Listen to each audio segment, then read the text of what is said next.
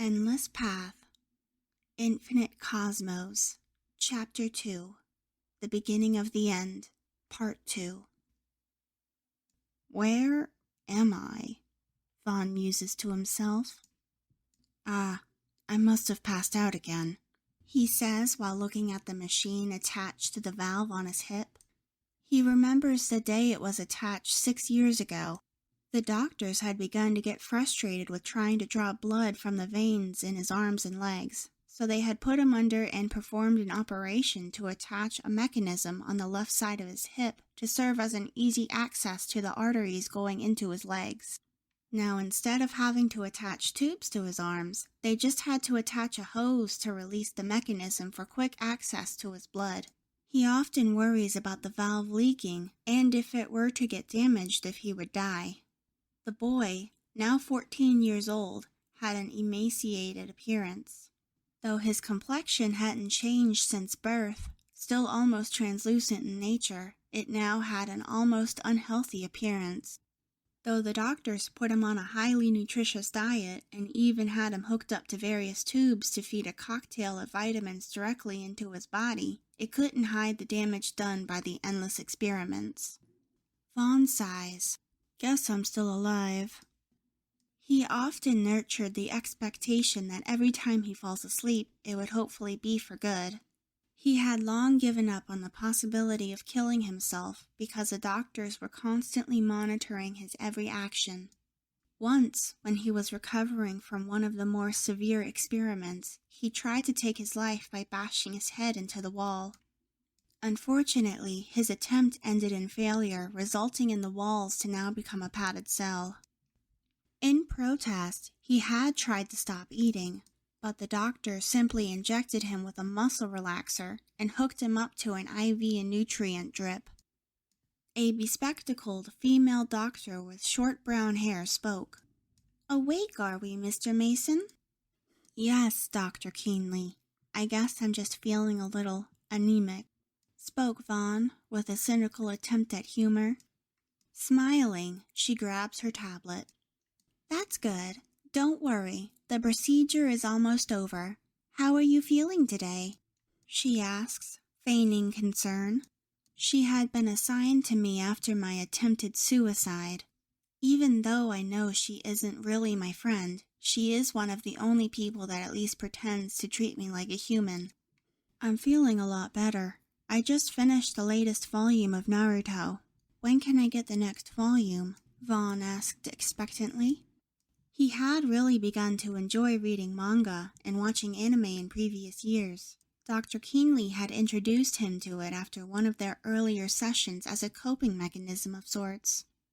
"You really do enjoy that manga, don't you? Which one is that?" "Ah, the one with the blonde-haired ninja boy, correct? I believe the request had gone through recently, so I should be able to get you the newer volume soon. That is, assuming you do well in your upcoming tests."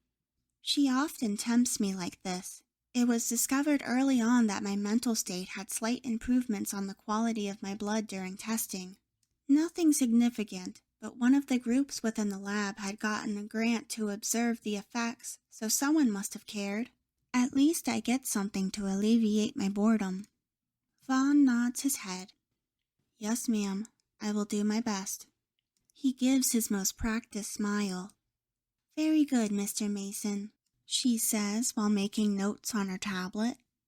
"I'm looking forward to our session this evening. Now, if you'll please excuse me, I'm going to go check up on the status of my shipping request." She turns and walks out a secured door, nodding to the guards as she passes. After she leaves, Vaughn rests his head on the table, trying to get what comfort he can as the machines slowly drain the warmth from his body. "I hope I can get a new volume today. I guess I'll need to put in a little more effort this afternoon," he muses to himself as he once again begins to pass out. Though he used to fear going under, now he tries his best to sleep through any procedure he can, especially the ones like this where they cycle blood out of his body. As he lay back, he begins to let his mind wander to the various stories he had been reading recently. His current favorites are Naruto, bleach, and danmachi. He liked to imagine what it would be like to be in the various worlds, away from all the painful machines and experiments. There were even times he prayed to a god which he didn't believe in, hoping to bring an end to this endless cycle of suffering, as he was unable to do it himself. As the various images and scenarios play through his head, Vaughn's conscience begins to fade. All of a sudden, sounds of combat, bullets, and moderate explosions generate in the distance. Awakening suddenly to the new sounds, Vaughn turns his head in the direction they're being emitted. From the door that symbolizes his imprisonment, he can hear the sounds of dull impacts and vibrations. Straining his ears, he can hear the shouts of various men and women trying to get control of the situation. What's going on? Those voices sound like the doctors that are always watching me through the windows. And is that the sound of gunshots? Instead of fear at the unknown events happening outside of his room, he feels an anticipation. He had often heard from some of the researchers about the organizations that wanted to save and free him. According to some of the rumors he had heard, outside of this cold and hateful lab, there were countless people that treated him like a hero or messiah.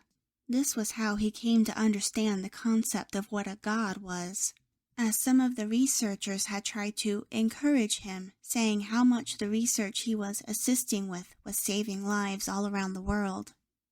As he closely watched the door, he could hear the sounds getting closer and closer. After several minutes, the sound suddenly cut off, and Vaughn could hear a scraping of sorts happening from outside the door. Suddenly, the seam around the door emits a spontaneous coughing sound and a mild shock wave which causes Vaughn to wince and become slightly disoriented.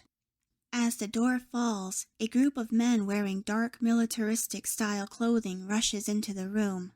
They quickly spread out, and two of the men directly approached Vaughn, who was still hooked up to the machine. Still slightly disoriented, Vaughn looks directly at the men. Are you here to save me? He stutters with anxiety beginning to build. We are soldiers from the organization known as Dawn. Are you Vaughn Mason? One of the soldiers asks, while looking over to the mechanisms Vaughn is hooked up to. Yes, my name is Vaughn Mason. Who are you? He asks with excitement. The man pulls down the mask, covering the bottom half of his face. My name is Maxwell, and yes, we're here to get you out of here, he says while smiling. The second man that had approached Vaughn fiddles around a bit with the mechanism attached to his hip, trying to disconnect it. Unfamiliar with the device, he ends up snapping the release near the valve while detaching the tube. Suddenly, blood begins to rapidly drain from the now unblocked valve. No! Please! What are you doing? Vaughn screams in panic for the first time in years. All of the men in the room turn towards the now frantic boy, while the man named Maxwell quickly tries to seal the wound. Due to the nature of the valve and the fact that it is connected directly to a series of major arteries, he is unable to stymie the blood flow. In a matter of seconds, Vaughn begins to lose consciousness. The last thought that passes through his mind before the darkness grabs him is how he always worried that this valve might kill him. You poor child,